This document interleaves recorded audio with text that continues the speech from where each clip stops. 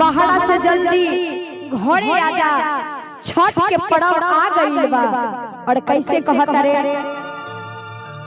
कि रउआ बाहरा से घरवा जवना, कि रउआ बाहरा से घरवा जवना, अरे आइबे बलराम जी तो छठी घाट केकरा संगे हम जाइबे बलराम जी, तो छठी घाट केकरा संगे हम जाइबे बलराम जी। तो रउआ बाहरा से घरवा जवना, तो रउआ बाहरा से घरवा जवना, आइबे बलराम जी तो छठी घाट केकरा संगे हम जाइबे बलराम जी, तो छठी घाट केकरा संगे हम जाइबे बलराम जी। ओहो ताली बजा के ओहो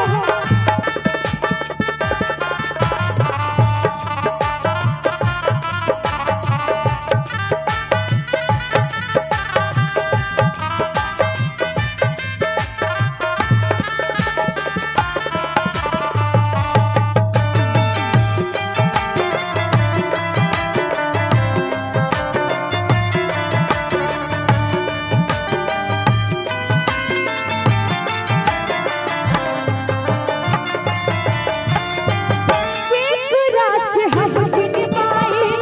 भूगल के हुआ, केकरा से हम मंगवाई नारियल नेबुआ,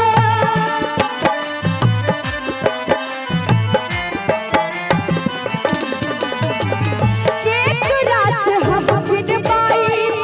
भूगल के हुआ, केकरा से हम बिसवाई भूगल के हुआ। तो बूढ़ बाने कैसे ससुर जी के, तो बूढ़ बाने कैसे ससुर जी के, अढ़ाई बलराम जी तो छठी घाट केकरा संगे हम जाइबे बलराम जी, तो छठी घाट केकरा संगे हम जाइबे बलराम जी। तो रउआ बाहरा से घरवा जवना, तो रउआ बाहरा से घरवा जवना, आइबे बलराम जी तो छठी घाट केकरा संगे हम जाइबे बलराम जी, तो छठी घाट केकरा संगे हम जाइबे बलराम जी। ओहो ताली बजा के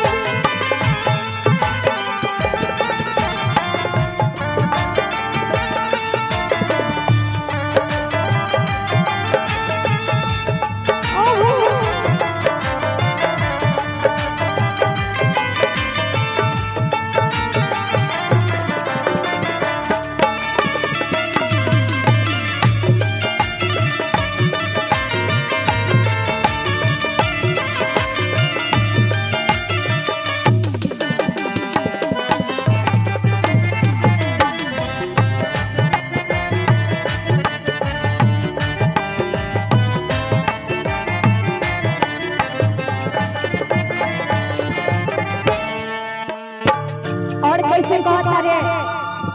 पिया जी और हमर बचनिया सुन ली।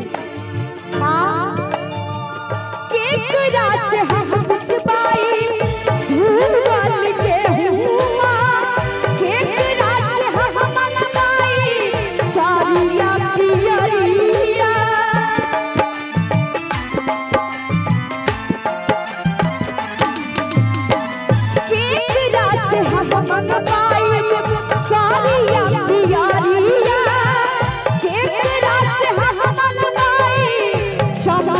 दियारिया कोसी भरे के मुखवा कैसे कोसी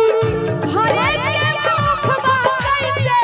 लोया बलम जी तो छठी घाट के तरसों में हम जाइए बलम जी तो छठी घाट के तरसों में हम जाइए बलम जी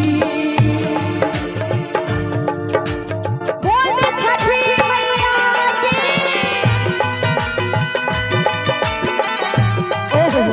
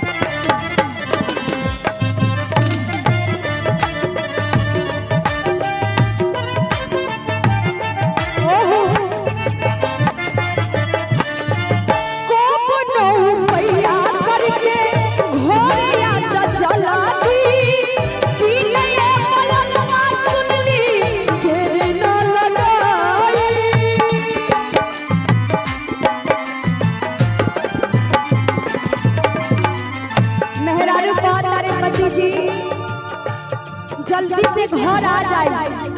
देर ना लगाए कि मंतोष जी अपना बलमुआ खातिर कहत रे कोनो पैया करके घरे आ जा जल्दी कि नया बलमुआ सुनली देर ना लगाई सहल